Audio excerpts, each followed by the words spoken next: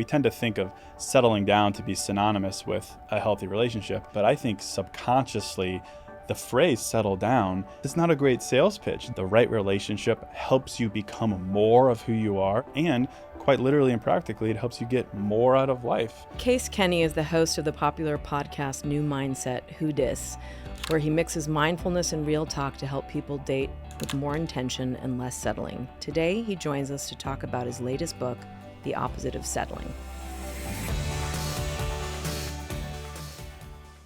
In your book, you say we deserve a love that upgrades our life. What does that kind of love look like in the day-to-day? For me, I looked at it initially through the lens of independence.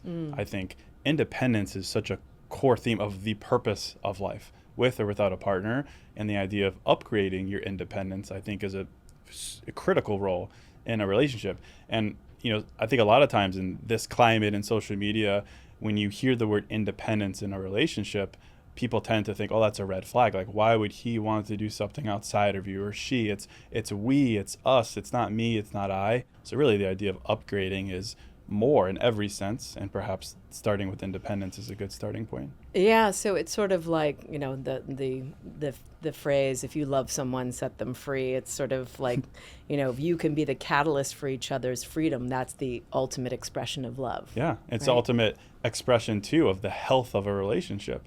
That's an amazing thing, that you believe in each other so strongly, you trust each other, you have the depth of the connection, then have your life and have a career and have ambition. It's a moreness, it's an amplification of all the things you do on your own, that in the relationship it continues that. It certainly doesn't diminish it. You talk about settling up instead of settling down. What do you mean by that? It's funny because the initial title of the book was supposed to be The Opposite of Settling Down, because I've got a little bit of beef with the phrase settle down. We tend to think of settling down to be synonymous with a healthy relationship.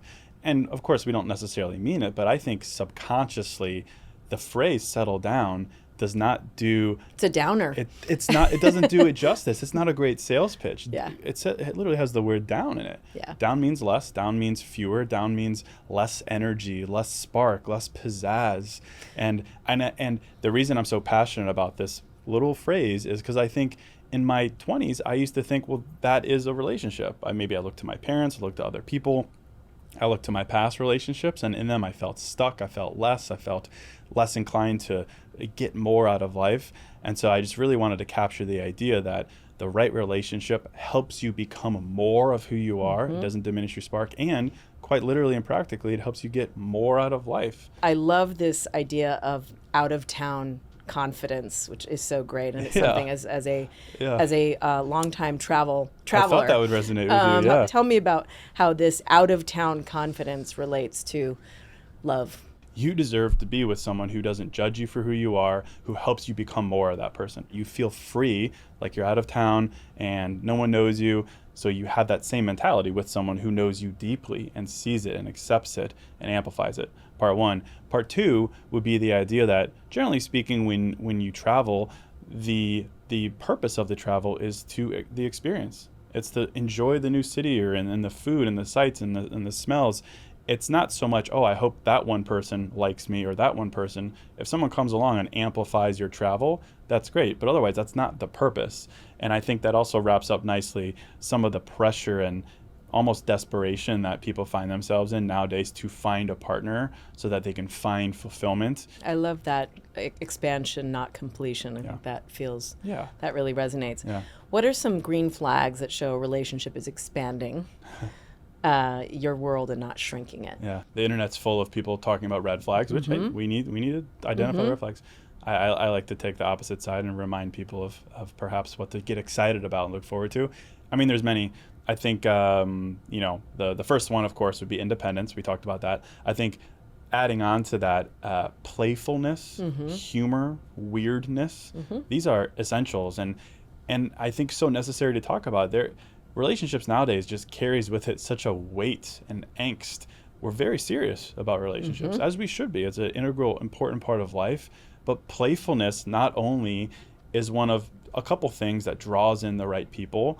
In the book, I talk about different being nonconformist, being weird, being zany, being passionate, being intense as the thing that will draw in the right person, the thing that makes you you, whether it's your vulnerability, your passion, your weirdness, that is a filter for the wrong people and a magnet for the right people. I love this this part in the book where you say a secret to happiness is to stop being subtle about what you want in a relationship, to the point of sort of, being honest about who you are. Mm-hmm.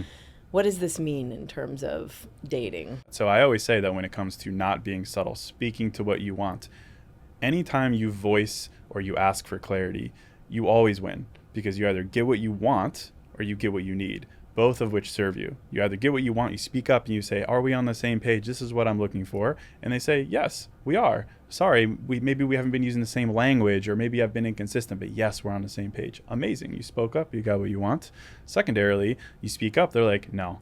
Or it becomes glaringly obvious they're playing you along. Then you get what you need, right? Which is to leave and to move on. But either way, even if that hurts. Even if it hurts. In the moment. But it's what you need. And it's the most difficult thing, right? It's easy for me to sit here and be like, well, speak up. And if they reject you, what's the worst that could happen? But at the end of the day, like, what are you going to regret more? That temporary sting and pain, or looking back and realizing that you were strung along for a month or a year, and you had this truth, this question, this burning clarity, and you didn't bring it up simply because of the potential temporary pain? Sometimes it's literally just a measuring of which one's going to hurt more. I think there is, stating what you need, what you want, or voicing a hurt is counterintuitive, especially for men. Yeah. Sort of showing your vulnerability is not something that our culture is super comfortable with in terms of masculinity. Sure. Talk to us about that. Generally speaking, being so focused on avoiding, negativity in life and negative experiences is a very, in itself, negative experience, but accepting that is a positive experience. So there's a lot to be said about the spiritual idea of, ruminating on pain and angst and all these things. In general, if we were to have a conversation about traits that you applaud in other people, vulnerability is going to be it. Whether we use the word vulnerability or not, we're going to say, I like honest people. I like people who go into a party and make a ruckus. I like whimsical, playful people. I like honest people. We don't like dishonest people. I like people who will hold me accountable, but also hold my hand. We like that. But then it's the weirdest thing, and I think men in particular have a little bit of a logical issue with it.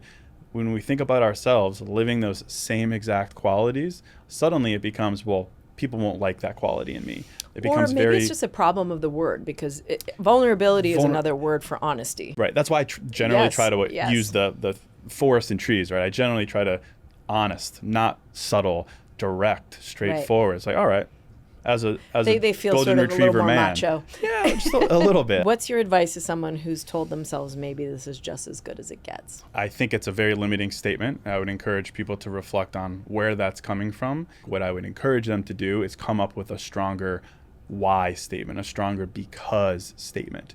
And I think this is something that we miss out both on the front of why are you dating in general, but then also reminders of what we deserve, reminders of the things that they give so that they can remember what they deserve in return. I mean, love is born of reciprocity. And when you give a lot, you deserve to receive levels of that in return. And sitting down and writing down all the things that you give and you're willing to give, I think is really, really important. You talk about failed love and how it paradoxically moves you forward, not backward. Talk to us a little bit about that. I mean, we all have failed love, right? We all have relationships that didn't work out. We're very quick to label it failed love. Most of the times when we think of failure, we think of zero. We think of you messed up so bad that you've got to go back to the beginning. So really it's within the context of starting over. And most people think of starting over as like the worst case scenario, especially when you're dating from the perspective of scarcity or age or timeline that becomes exacerbated. So I really think about the idea of failed love and starting over within the logical framework of it moves you closer to what you deserve. You talk about the peak end rule. It's a psychological term. I know this is Yep. not your term. And how memory can sort of play tricks on us. Right. And in terms of how we remember, how we remember a breakup can be a kind of unreliable thing. Yes. Yeah, I mean, the peak end idea is just the psychological observation that we either remember the peaks or the ends. Being able to appreciate a peak, the best moment, and say, that was good, and I can still appreciate that even if the relationship soured, and I could bring that with me to my next relationship and have it just be a nice memory. I don't have to go back to it. I don't have to obsess that it ended. I think that's a a great mentality that keeps you grounded. You talk about struggle love. Yeah. Which I love as a term. I mean, it's kind of horrible and wonderful.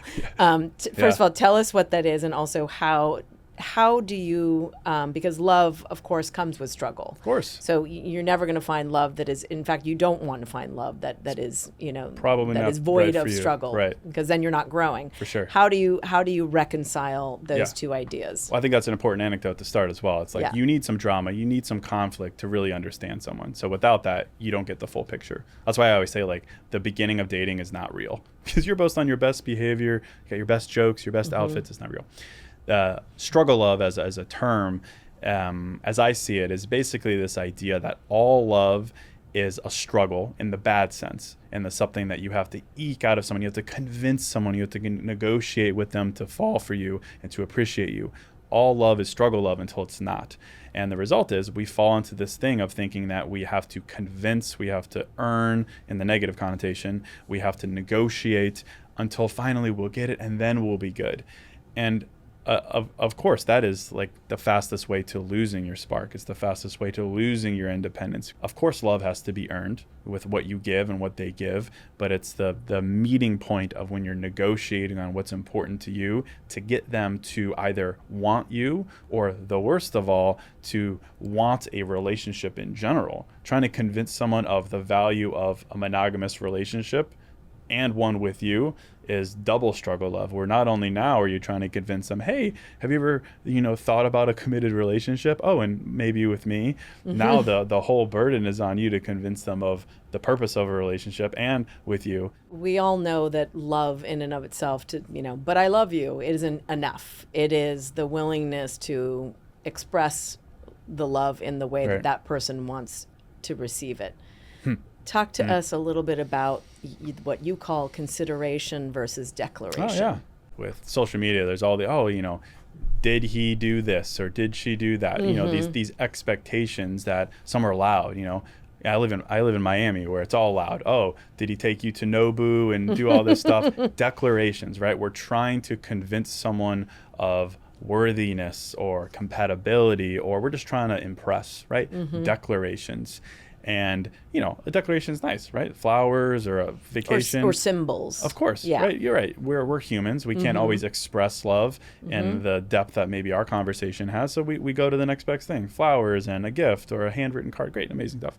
I think we deserve those from time to time, but the real depth is consideration. I have a chapter in the book of probably the hardest thing to say to someone is, hey, I know that you love me, but you're not loving me in a way that makes me feel loved. A brutal thing to say to someone, but it's so important to have those conversations because most people love from two places. They love from what worked for their former partners, or they love in the way that they want to be loved. Saying, hey, I really appreciate that effort. Here's what makes me feel loved. And being able to express that, the right partner is going to hear that and they're going to say, thank you. Like, you just gave me the blueprint. I think if you could have that kind of conversation, it's a really good sign. I always feel like you can't really know light unless you know dark. Yeah. And I think having respect for the shadow, your shadow, somebody else's shadow, I think is essential. Yeah. And I think that is in many ways, I feel like that's a through line in your book. So I really, really appreciate your being here today. Thank you for having me. Such a fun conversation. And congratulations on your book. Thank you so much. Thank you.